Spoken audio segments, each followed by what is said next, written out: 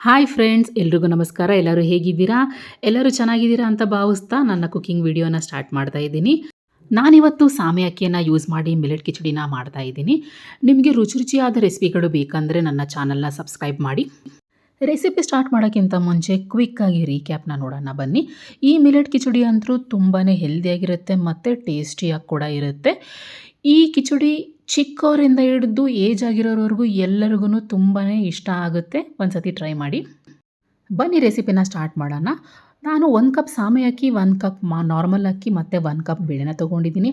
ಹಾಗೆ 2 ಈರುಳ್ಳಿ, 2 ಟೊಮ್ಯಾಟೊ, 3 ಹಸಿಮೆಣಸಿನ್ಕಾಯಿ, 3 ಒಣಮೆಣಸಿನ್ಕಾಯಿ, ಜೀರಿಗೆ, ಕರಿಬೇವು, ಕೊತ್ತಂಬರಿನ ತೊಗೊಂಡಿದ್ದೀನಿ. ಕುಕ್ಕರ್ಗೆ ಎಣ್ಣೆನ ಹಾಕ್ಕೊಳ್ತಾ ಇದ್ದೀನಿ. ನಾನಿಲ್ಲಿ ಗಾಣದಿಂದ ಮಾಡಿರುವಂತಹ ಸೂರ್ಯಕಾಂತಿ ಆಯಿಲ್ನ ಯೂಸ್ ಮಾಡ್ತಾ ಇದ್ದೀನಿ. ಈ ಆಯಿಲು ಹೆಲ್ತಿಗೆ ತುಂಬಾ ಒಳ್ಳೆಯದು.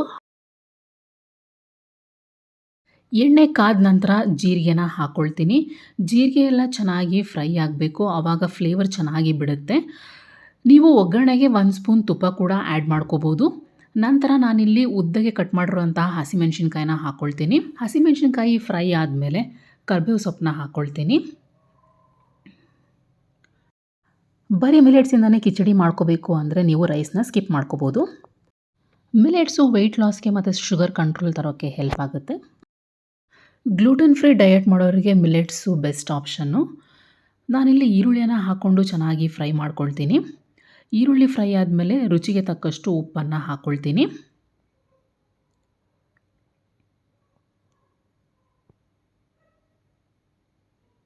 ಈರುಳ್ಳಿ ಕೆಂಪು ಬಣ್ಣ ಬರೋವರೆಗೂ ಫ್ರೈ ಮಾಡ್ಕೋಬೇಕಾಗುತ್ತೆ. ಈಗ ನೋಡಿ ಈರುಳ್ಳಿ ಎಲ್ಲ ಕೆಂಪು ಬಣ್ಣಕ್ಕೆ ಬಂದಿದೆ. ಈಗ ನಾನು ಹೆಚ್ಚಿಟ್ಕೊಂಡಿರುವಂತಹ ಟೊಮ್ಯಾಟೊ ಹಣ್ಣನ್ನು ಹಾಕ್ಕೊಳ್ತಾ ಇದ್ದೀನಿ. ಸಾಮೆ ಬದಲು ನೀವು ಬೇರೆ ಮಿಲೆಟನ್ನು ಕೂಡ ಯೂಸ್ ಮಾಡಿ ಕಿಚಡಿಯನ್ನು ಮಾಡ್ಕೋಬೋದು.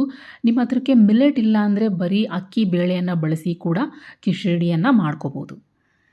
ನಂತರ ನಾನಿಲ್ಲಿ ಅರಿಶಿನ ಹಾಕ್ಕೊಳ್ತಾ ಇದ್ದೀನಿ. ಇದಾದ ನಂತರ ನಾನು ಸಾಮೆ, ಅಕ್ಕಿ, ಬೇಳೆಯನ್ನು ನೀಟಾಗಿ ವಾಶ್ ಮಾಡಿಕೊಂಡು ಹಾಕ್ಕೊಳ್ತೀನಿ. ಈ ರೆಸಿಪಿ ಬ್ರೇಕ್ಫಾಸ್ಟ್ಗೂ ಚೆನ್ನಾಗಿರುತ್ತೆ, ಲಂಚ್ ಅಥವಾ ಡಿನ್ನರ್ಗೂ ತುಂಬಾ ಚೆನ್ನಾಗಿರುತ್ತೆ.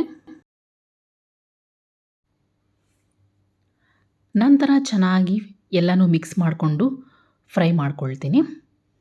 ಇದಾದ ನಂತರ ಸ್ವಲ್ಪ ಕೊತ್ತಂಬರಿ ಸೊಪ್ಪನ್ನು ಹಾಕ್ಕೊಳ್ತೀನಿ. ನಾನು 1 ಕಪ್ ಅಕ್ಕಿ, 1 ಕಪ್ ಬೇಳೆ, 1 ಕಪ್ ಸಾಮೆ ತೊಗೊಂಡಿರೋದ್ರಿಂದ 1 ಕಪ್ಗೆ 3 ಕಪ್ನಷ್ಟು ನೀರು ಹಾಕ್ಕೊಳ್ತೀನಿ. ಟೋಟಲ್ ನಾನಿಲ್ಲಿ 9ರಿಂದ 10 ಕಪ್ಪಷ್ಟು ನೀರನ್ನ ಹಾಕ್ಕೊಳ್ತೀನಿ. ಯಾವ ಕಪ್ಪಲ್ಲಿ ನಾನು ಅಳತೆ ಮಾಡ್ಕೊಂಡಿದ್ದೀನೋ ಅದೇ ಕಪ್ಪಲ್ಲಿ ನಾನು ನೀರನ್ನು ಕೂಡ ಅಳತೆ ಮಾಡ್ಕೊಳ್ತೀನಿ. ನೀರು ಹಾಕಿದ ನಂತರ ಉಪ್ಪು ಕರೆಕ್ಟಾಗಿದೆಯಾ ಅಂತ ಒಂದು ಸತಿ ಚೆಕ್ ಮಾಡ್ಕೊಳ್ತೀನಿ. ಚೆಕ್ ಮಾಡ್ಕೊಂಡಾದಮೇಲೆ ಕುಕ್ಕರ್ ಕ್ಯಾಪ್ನ ಕ್ಲೋಸ್ ಮಾಡಿ 4 ವಿಷಲ್ ಆಗೋವರೆಗೂ ಬೇಯಿಸ್ಕೊಳ್ತೀನಿ.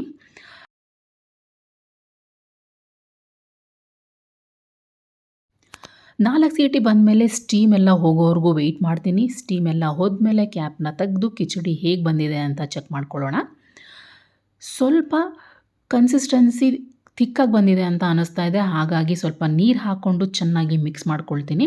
ನೀವು ಬಿಸಿನೀರು ಕೂಡ ಹಾಕ್ಕೊಳ್ಬೋದು, ಇಲ್ಲ ತಣ್ಣೀರು ಹಾಕ್ಕೊಂಡು ಕಿಚಡಿನ ಇನ್ನೊಂದು ಸತಿ ಬಿಸಿ ಮಾಡ್ಕೊಳ್ಬೋದು. ನೋಡಿ, ಈಗ ನಾನು ನೀರು ಹಾಕಿ ಕಲಸಿದ ಮೇಲೆ ಕಿಚಡಿ ಕರೆಕ್ಟ್ ಕನ್ಸಿಸ್ಟೆನ್ಸಿಯಲ್ಲಿ ಬಂದಿದೆ. ಬಿಸಿ ಬಿಸಿಯಾದ ಕಿಚಡಿ ರೆಡಿಯಾಗಿದೆ. ಈ ಕಿಚಡಿಗೆ ಸ್ವಲ್ಪ ತುಪ್ಪ ಹಾಕ್ಕೊಂಡು ತಿಂತಾ ಇದ್ದರೆ ತುಂಬಾ ರುಚಿಯಾಗಿರುತ್ತೆ. ಕಿಚಡಿನ ಯಾವಾಗಲೂ ಬಿಸಿ ಬಿಸಿ ಇದ್ದಾಗಲೇ ತಿಂದ್ರೇ ಟೇಸ್ಟ್ ಇರುತ್ತೆ.